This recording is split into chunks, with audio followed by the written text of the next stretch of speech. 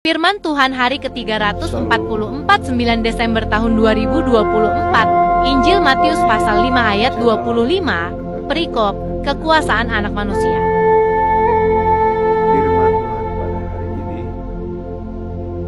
hari yang ke-344 tahun 2021, tanggal 9 Desember tahun 2024 adalah yang Injil Matius pasal 5 ayat 25, tertulis dalam halaman HKBP dengan berikut: kekuasaan anak manusia.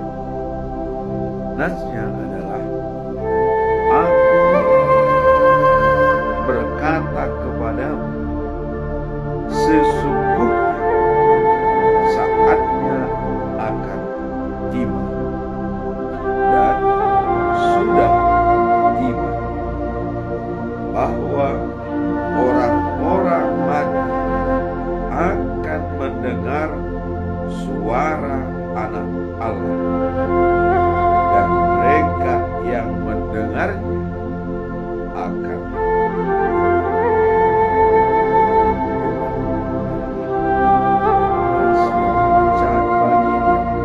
Injil Matius pasal 25 ayat 1 sampai dengan 13 dengan perikop perumpamaan tentang 10 orang gadis. Bacaan malam diambil dari Yesaya pasal 9 ayat 1 sampai dengan 4.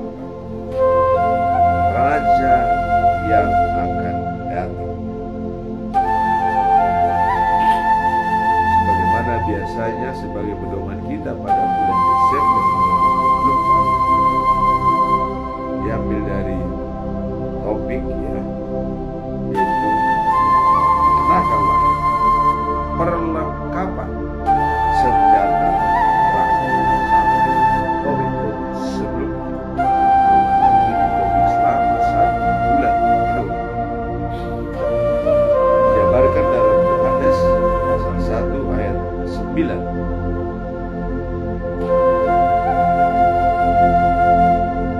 Dijabarkan dalam pasal 1 ayat 9, yaitu terang yang sesungguhnya yang menerangi setiap orang sedang datang dalam inilah ayat bulanan sedang datang ke dunia ini. Terang dari Allah, cahaya dari langit. Itulah inti dari PD nomor 23 ayat. Terang dari Allah, cahaya dari langit. Kemudian kita lihat Kejadian 1 ayat 3. Dalam penciptaan Allah berbicara, jadilah terang, maka terang pun terang dari. Nah, siapakah terang itu yang sebenarnya? Kalau kita lihat janji Allah atau kasih setia Allah yang tertulis dalam Yohanes pasal 3 ayat 16. Begitu besar kasih setia Allah pada dunia ini, maka Ia mengaruniakan anaknya yang tunggal, supaya barang siapa percaya kepadanya tidak binasa, melainkan beroleh hidup yang kekal. Jadi dikatakan bahwa karunia anak yang tunggal menjadi hidup yang kekal, ada sebagai sumber kehidupan kita. Apakah dia adalah terang yang sesungguhnya yang dikatakan dalam 1 Yohanes, dikatakan dalam pasal 1, dalam Yohanes pasal 1 ayat 9, dikatakan bahwa terang yang sesungguhnya yang memerangi dunia, menyerangi dunia, yang menerangi dunia, setiap orang sedang datang dalam dunia. Dalam bulan Desember kita akan memperingati 4 kali minggu Advent. Advent pertama, kedua, ketiga, dan keempat. Itu adalah penemuan kedatangan juru selamat. Nah, sekarang terang itu akan datang ke dunia untuk menerangi setiap orang. Nah, kemudian dalam Injil Yohanes pasal 3 ayat 16 tadi dikatakan bahwa begitu besar kasih Allah kepada dunia ini, maka ia mengaruniakan anaknya yang tunggal, supaya barang siapa percaya kepadanya tidak binasa, melainkan beroleh hidup yang kekal. Jadi hidup yang kekal dengan anaknya yang tunggal. Pertanyaan, siapakah terang itu yang sesungguhnya? Kita lihat dalam Yohanes pasal 8 ayat 12 dikatakan bahwa akulah terang dunia. Orang yang mengikuti aku takkan berjalan dalam kegelapan, tapi mempunyai terang kehidupan. Inilah yang disampaikan oleh Yesus dalam Injil Yohanes pasal 8 ayat 12. Akulah terang. Jadi sudah jelas. Dan juga dikatakan adalah terang kehidupan. Jadi terang ini merupakan kehidupan, dan terang adalah melawan kegelapan. Apa yang kegelapan itu? Itulah belenggu-belenggu yang menutupi diri manusia, yang bisa sebagai penghalang untuk mencapai terang, sehingga dia tetap dikuasai oleh kegelapan. Seperti Paulus pada saat dia belum menerima Yesus Kristus, dia berada dalam kegelapan. Tapi begitu terang Allah datang kepada dia, pada saat dia menuju Damasik, dia disinari oleh Tuhan, sehingga dia jatuh ke tanah, dan Yesus menegur dia. Itulah masuk dalam diri Paulus terang, sehingga dia mengatakan, habis gelap, terbitlah terang. Nah, kemudian dengan adanya terang dari Allah, yaitu Yesus Kristus, dan dia juga adalah sebagai jalan. Kita lihat dalam Yohanes pasal 14 ayat 6 dikatakan, akulah jalan, kebenaran, dan hidup. Tidak ada seorang pun yang sampai kepada Bapa tanpa melalui aku.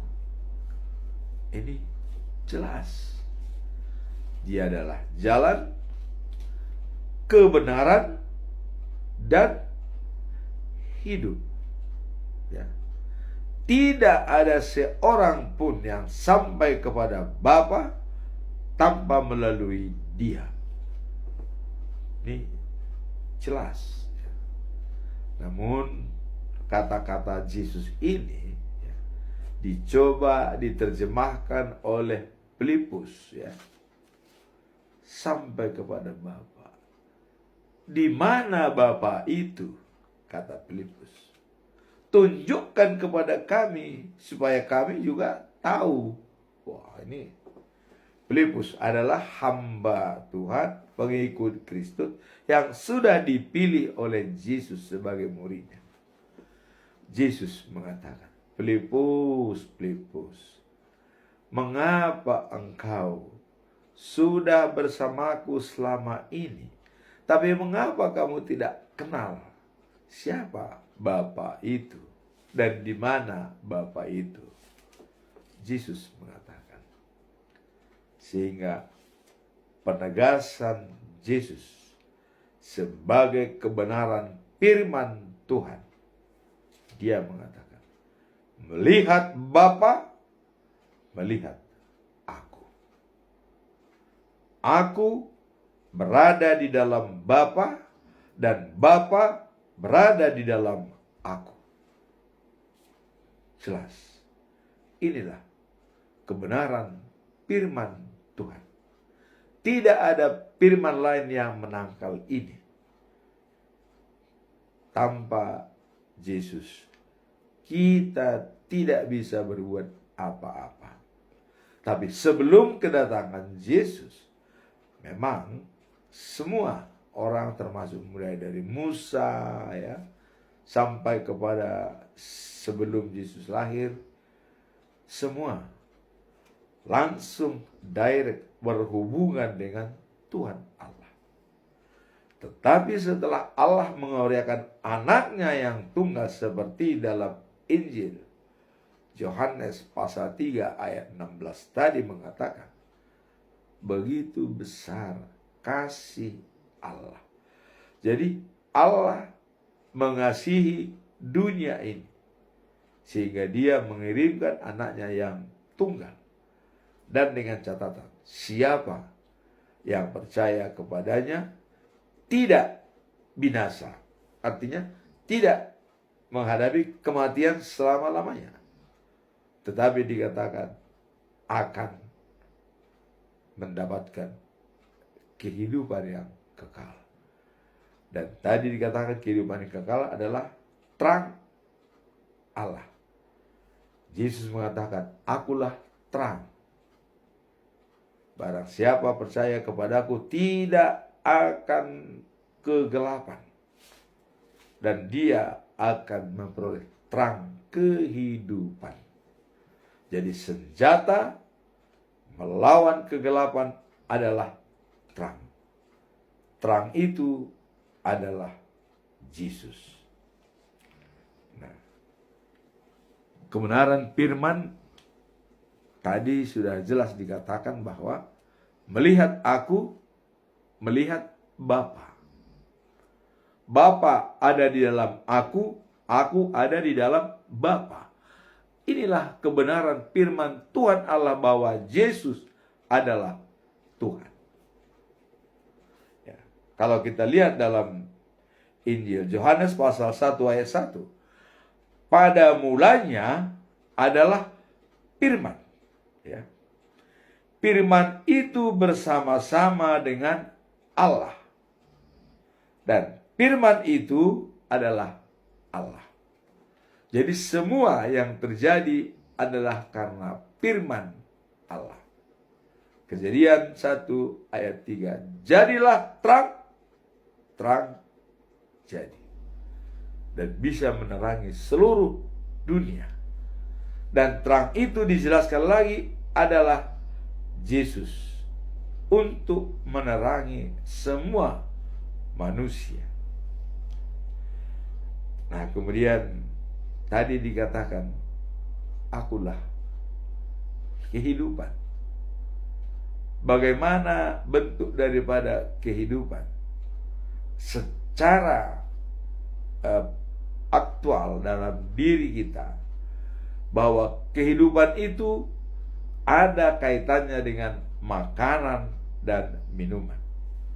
Apabila kita butuh cukup di dalam hal-hal yang primer, yaitu makanan dan minuman, itu akan hidup. Karena itulah kebutuhan jasmani kita, ya, dan kebutuhan organ tubuh kita untuk berpikir, berdoa, berusaha, dan berbuat. Semua itu digerakkan oleh otak. Dan otak itu apabila diberikan, ya, ada nutrisi, ada vitamin, dan segalanya. Dan itu terdapat dari makanan dan minuman. Nah, sekarang Yesus mengatakan, akulah hidup, katanya. Nah, roti hidup. Kita baca dalam Injil Yohanes pasal yang ke-6 ayat 35, ya. Demikian bunyinya. Akulah roti hidup. Barang siapa datang kepadaku tidak akan kelaparan selama-lamanya. Nah, barang siapa percaya kepadaku tidak akan kehausan selama-lamanya. Jadi selama-lamanya tidak lapar, tidak haus, kalau datang kepada Yesus dan percaya kepada Yesus. Jadi itulah penjabaran daripada terang yang datang ke dunia. Kita percaya kepada Dia dan datang kepada Dia untuk menerima kehidupan yang kekal dan selama-lamanya. Nah, dapat kita simpulkan dengan pedoman kita dalam bulan Desember ini, ya. Yesus adalah sebagai senjata terang melawan kegelapan. Itu dulu, ya, yang utama. Apabila kegelapan itu sudah dikalahkan, semuanya akan kelihatan terang, tidak tersembunyi, jelas, terang benderang. Kemudian Yesus sebagai jalan menuju surga. Itu jelas tadi dikatakan, akulah jalan, kebenaran, dan hidup. Tidak seorang pun sampai kepada Bapa tanpa melalui aku. Ini sudah jelas, konkret, ya. Kemudian yang ketiga, Yesus kebenaran firman Tuhan. Bagaimana kebenaran firman Tuhan?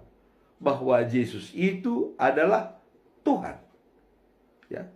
Jadi dikatakan tadi, ya, karena ditanya oleh Filipus, karena Yesus mengatakan tidak ada yang sampai kepada Bapa tanpa melalui aku, kata Yesus. Filipus bertanya, loh, di mana Bapa itu?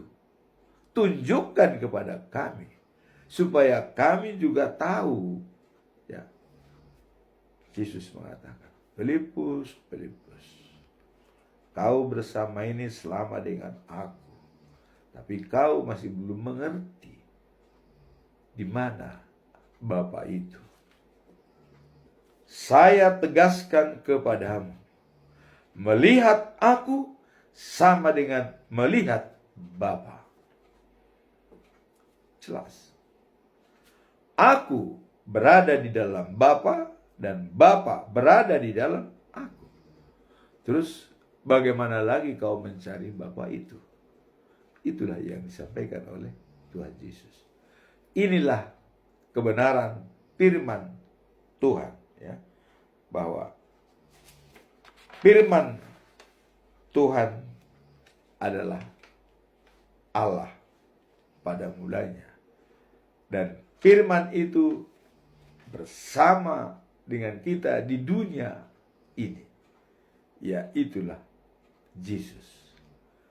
Dan karena firman itu Allah, dan yang datang ke dunia itu adalah Yesus sebagai firman, maka Yesus adalah juga sebagai Allah. Inilah yang bisa kita simak dalam pedoman kita dalam bulan ini dengan memakai perlengkapan senjata terang, yaitu Yesus. Sekarang kita masuk dalam perikop hari ini, ya. Dan perikop hari ini tertulis di dalam Injil Yohanes pasal 5 ayat 25. Apa yang disampaikan dalam perikop kekuasaan anak manusia? Dan dikatakan, sesungguhnya aku berkata kepadamu, akan datang saatnya dan sudah tiba, di mana orang-orang yang mati akan mendengar suara anak Allah, dan mereka mendengarnya akan hidup. Ayat ini menegaskan tentang kekuasaan Yesus sebagai sumber kehidupan dan harapan bagi manusia. Jadi sumber harapan dan kehidupan manusia. Sesungguhnya aku berkata kepadamu, akan datang saatnya dan sudah tiba. Itulah Yesus sebagai sumber kehidupan dan juga sebagai harapan. Yesus berbicara tentang kebangkitan, ya, di mana mereka yang telah mati akan mendengar suaranya dan akan hidup. Jadi mengenai kebangkitan, ya, yang setelah mati dan kedatangan Yesus, mereka dibangkitkan dan mendengar suara Yesus, mereka akan diselamatkan. Tentu apakah ada yang tidak mendengar? Ya, apakah dia cuek atau tidak mau tahu? Ya, jelas dia tidak bisa diselamatkan. Tapi yang mendengar suara Yesus akan diselamatkan. Nah, kemudian inilah yang membawa, ya, pengharapan akan kehidupan abadi yang kekal, ya, yang percaya kepadanya.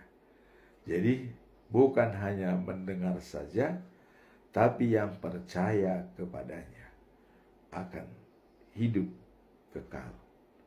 Tadi Allah mengatakan, ya, siapa yang percaya kepadanya tidak binasa, melainkan beroleh hidup yang kekal.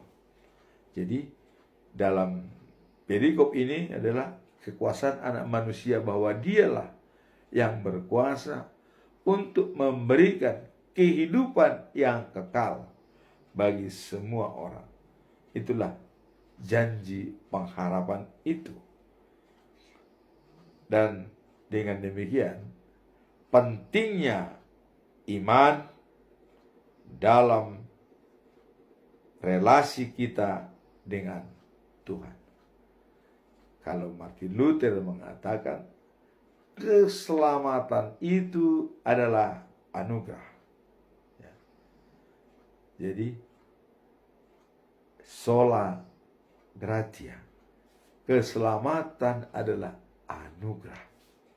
Itu dianugerahkan kepada seluruh umat manusia cuma-cuma. Jadi bukan karena perbuatan baik atau kelakuan baik kita mendapatkan anugerah. Tidak, itu sudah anugerah dari Tuhan. Nah, sekarang, pada awalnya manusia diciptakan sesuai dengan gambar Tuhan. Berarti sesuai dengan gambar Tuhan adalah setia kepada Tuhan.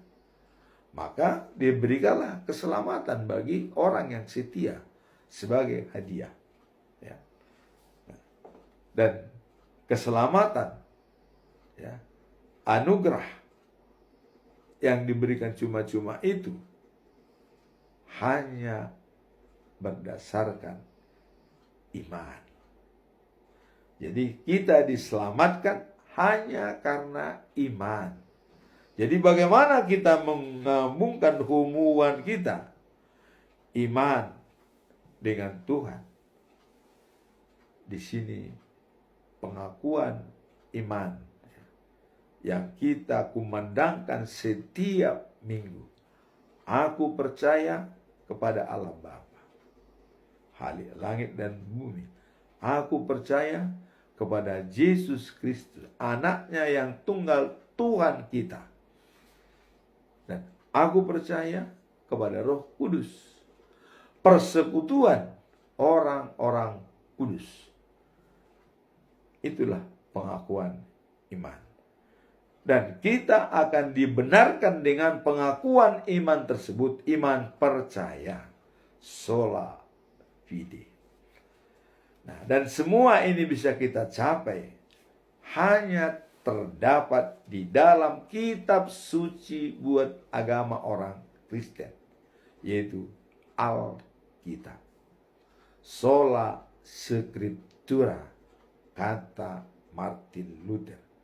Hanya Alkitab yang dapat membenarkan semua kalau kita diselamatkan karena iman, dan keselamatan itu adalah anugerah. Itu ada di dalam Alkitab. Tinggal kita bagaimana membacanya setiap hari.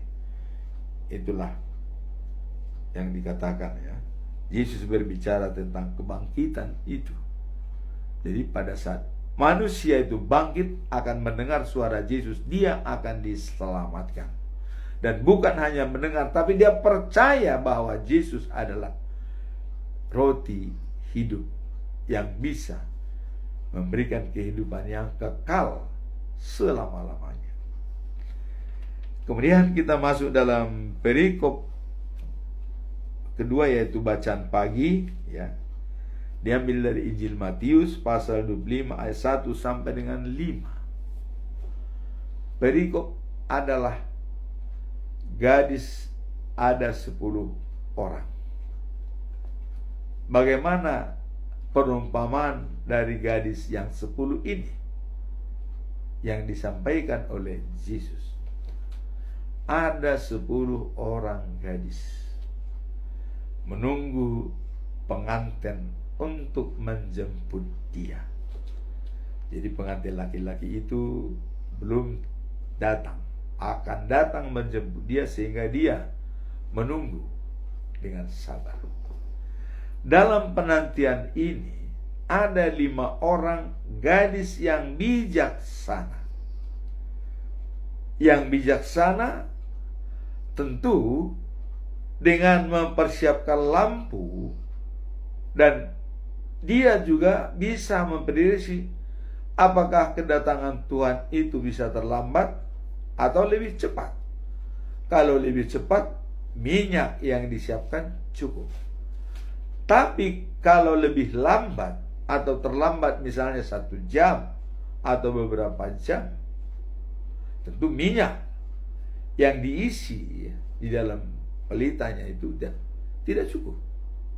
Maka orang bijak membawa persediaan, adanya kerangka berpikir apabila kedatangan pengantin itu tidak tepat waktu. Kemudian bagi gadis yang dikatakan bodoh, dia hanya membawa minyak dalam pelitanya apa adanya. Jadi apabila minyak yang ada di dalam pelita yang dibawa itu habis pada waktu pengantin belum datang, maka dia tidak bisa berbuat apa-apa karena tidak membawa persediaan minyak. Sehingga sudah mau tiba waktunya, pintu sudah diketok, pengantin mau datang. Dia melihat minyaknya sudah habis, Dia sudah tertidur semalaman, tidak menunggu kedatangannya, tidak datang, sehingga minyaknya habis. Tidak ada tambahnya. Tetapi 5 gadis, minyaknya juga habis. Maka diambillah persediaan minyaknya. Diambil persediaan minyaknya, diisi, dan dia bisa menunggu pengantin yang akan datang itu. Bagaimana dengan yang 5? Dia minta kepada temannya yang punya persediaan 5 orang. Tolong minta sedikit minyak, berikan kepada. Wah, takut kami juga nanti tidak cukup. Tidak ada. Silahkan beli di toko terdekat. Mereka pergi membeli minyak ke toko yang dekat. Pada saat mereka pergi, pengantin laki-laki datang menjemput ke-5 wanita tersebut. Dan mereka dibawa masuk ke dalam ruangan yang bagus dan ikut. Bagaimana dengan yang 5 tadi? Nah, yang 5 begitu datang membawa minyak dari toko, pengantin sudah tidak ada lagi. Mereka mau mengetuk pintu, tapi tidak dibuka. Sudah selesai. Inilah gambaran yang disampaikan oleh Tuhan Yesus bahwa kita harus siap setiap saat. Tidak boleh lengah seperti gadis yang bodoh itu. Kita mempersiapkan diri. Bagaimana kita mempersiapkan diri? Itulah membaca firman Tuhan setiap pagi. Dengan kita membaca firman Tuhan setiap hari dan setiap pagi, maka napas kita adalah doa.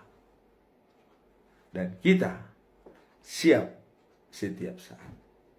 Jangan seperti orang bodoh di dalam Amsal. Pasal 3 ayat 22. Amsal, dikatakan bahwa orang bijak tahu datangnya bahaya, tapi orang bodoh tutup mata dan mati. Orang bijak tadi sudah ditunjukkan oleh gadis ke-5. Orang bodoh adalah juga gadis yang 5. Beda orang bodoh dan orang bijak hanya sedikit. Orang bijak berpikir dulu baru bertindak. Orang bodoh bertindak dulu baru berpikir.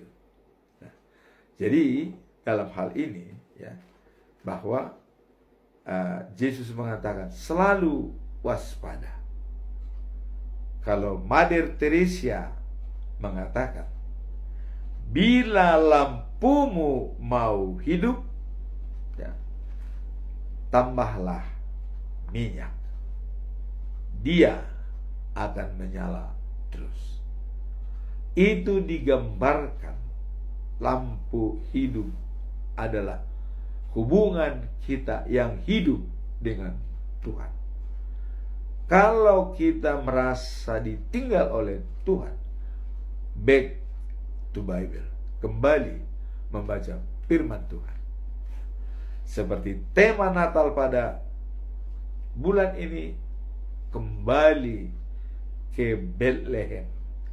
Disitulah kelahiran daripada Mesias itu di kota Daud, di Betlehem. Kembali kita ke sana artinya mengenang kembali bahwa memakai senjata terang untuk melawan kegelapan, seperti pedoman kita dalam bulan ini. Nah, inilah dikatakan perumpamaan Yesus antara yang bodoh dan yang bijak. Yang bijak selalu siap sehingga mereka dapat masuk dalam kerajaan surga. Tapi yang bodoh tidak ada jalan baginya untuk masuk ke dalam kerajaan surga. Jadilah orang bijak menjadi mendapatkan hidup yang kekal dan abadi. Nah, sekarang kita masuk dalam bacaan malam, ya. Bacaan malam diambil dari Yesaya pasal 9 ayat 1 sampai dengan 4. Raja yang akan datang.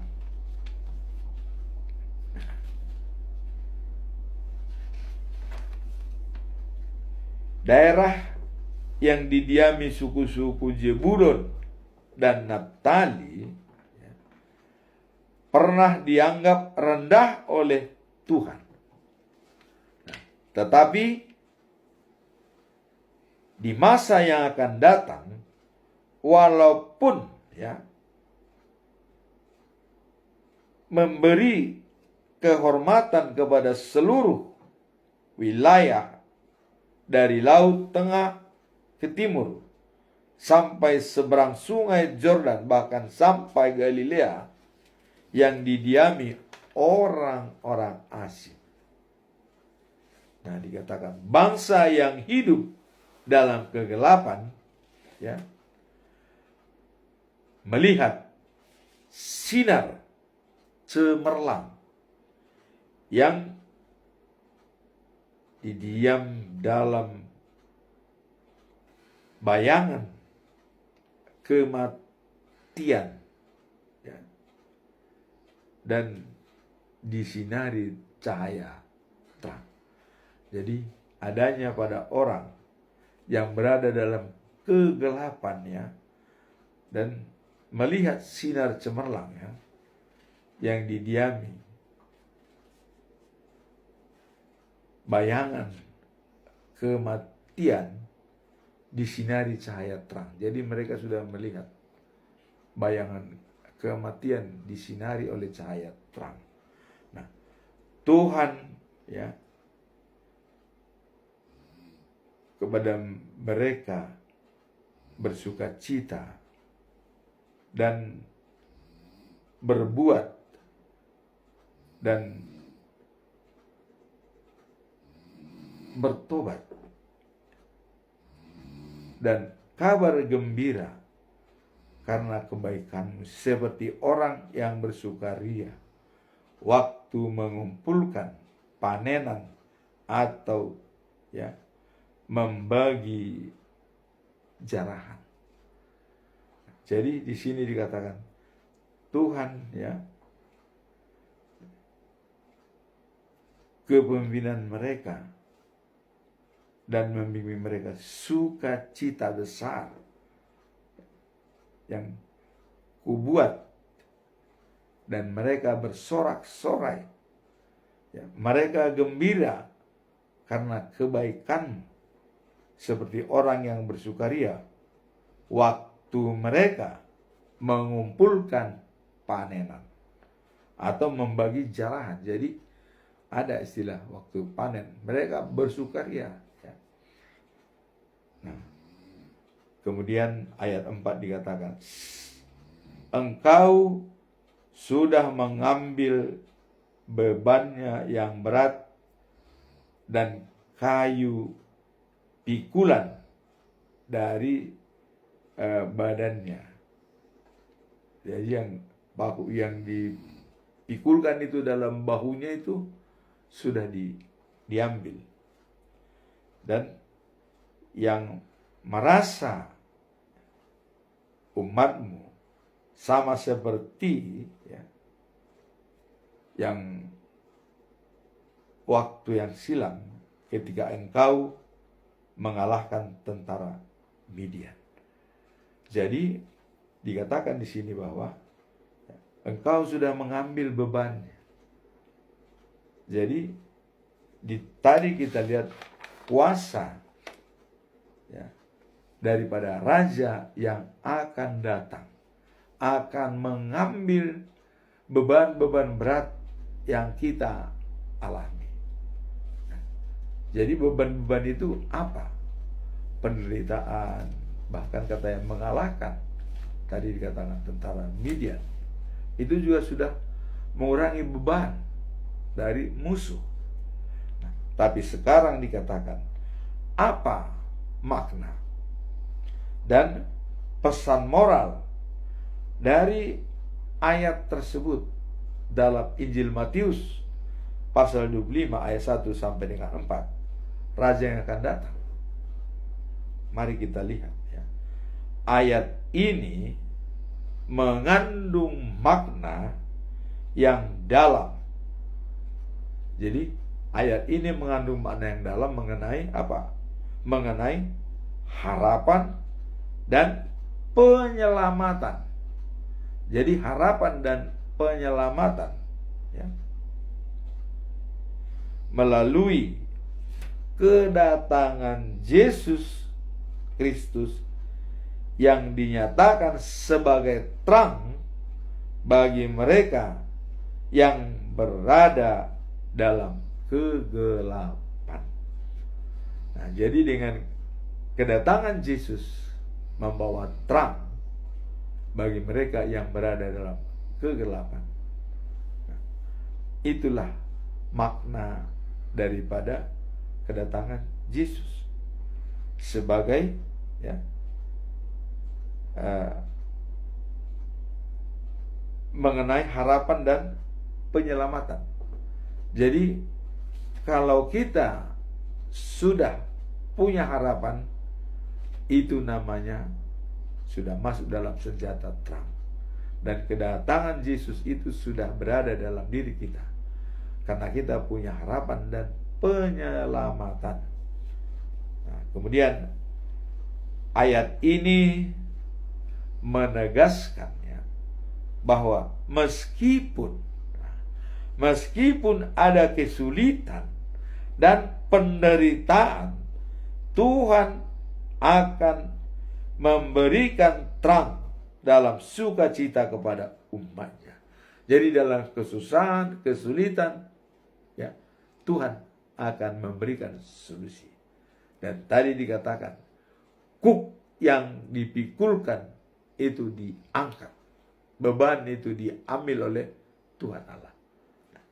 Inilah dikatakan bahwa ayat ini menggambarkan bahwa meskipun ada kesulitan dan penderitaan, Tuhan akan memberi terang dan sukacita kepada semua umatnya. Apalagi kita dalam minggu-minggu Advent, dalam bersiap-siap untuk kedatangan terang ke dunia ini sebagai kehidupan bagi orang yang percaya baginya. Nah, dalam konteks ini Yesaya melihat melalui nubuatnya ya, menyampaikan pesan bahwa keterpurukan tidak akan berlangsung selamanya. Ya.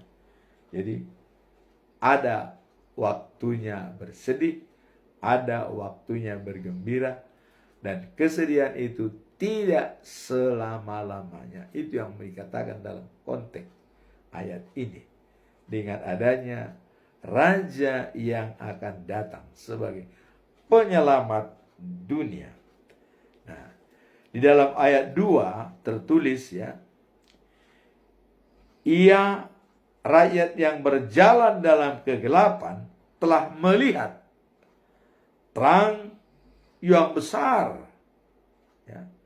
Dan mereka yang diam ya,